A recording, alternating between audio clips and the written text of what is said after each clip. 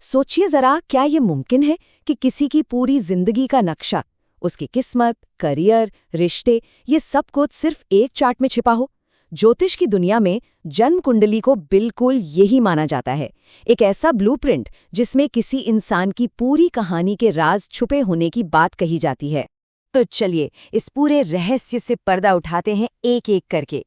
हम शुरुआत करेंगे ज्योतिष की नींव से, फिर समझेंगे कि किस्मत का ढांचा कैसे बनता है, और आखिर में जानेंगे कि लाइफ के बड़े इवेंट्स कब और कैसे होते हैं। और यही वो सवाल है जो इस पूरी बात की जड़ है।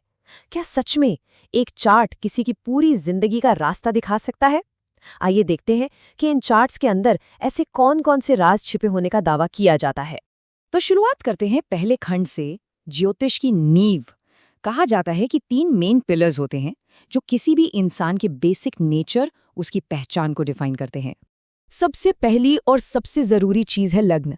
इसको आप ऐसे समझिए कि ये ब्लूप्रिंट की नींव है, फाउंडेशन है, जो इंसान के व्यक्तित्व और उसकी क्षमता को तय करता है।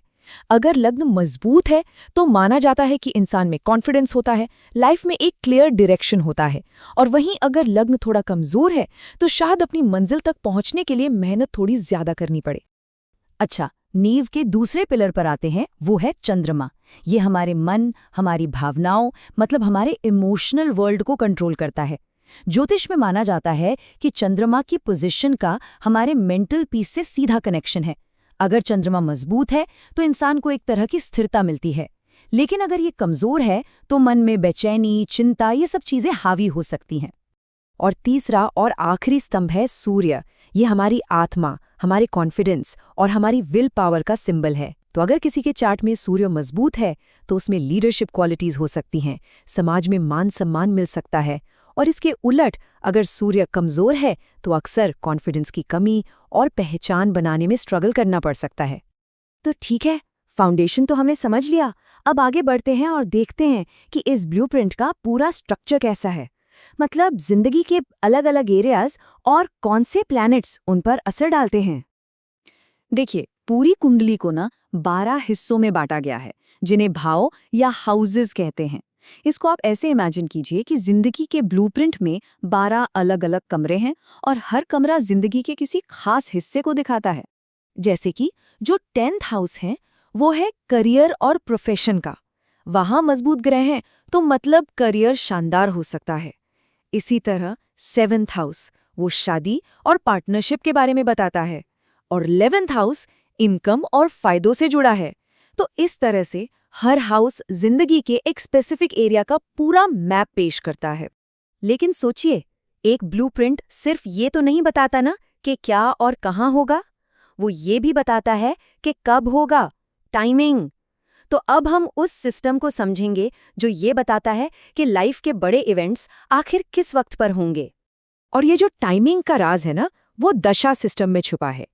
ऐसा माना जाता है कि किसी की भी किस्मत का सितारा तभी चमकता है जब किसी अच्छे ग्रह की दशा चलती है, मतलब जब उसका टाइम आता है।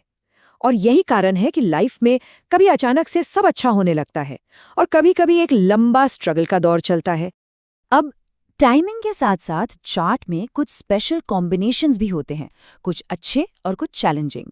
एक तरफ है योग, जैसे राजयोग, जो किसी को बहुत ऊंचा पद और पावर दे सकता है, या धन योग जो दौलत दिलाता है।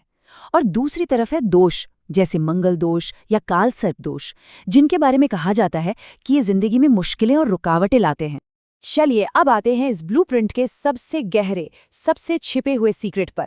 एक ऐसी चीज जो कहा जाता है कि हमारी आत्मा की असली ताकत को सामने लाती है। इसे कहते हैं नवांश कुंडली या D9 चार्ट। अब इसको ऐसे समझिए, अगर जन्म कुंडली यानी बर्थ चार्ट हमारा बाहरी ब्लूप्रिंट है तो नवांश उस ब्लूप्रिंट के अंदर छिपी असली ताकत है।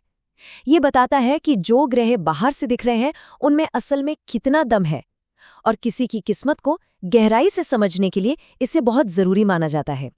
तो एकदम सिंपल शब्दों में कहें तो जन्म कुंडली है हमारे बाहरी जीवन का प्लान, और नवांश है हमारे अंदर की हिम्मत, हमारी आत्मा और हमारी अल्टीमेट डेस्टिनी का असली ब्लूप्रिंट।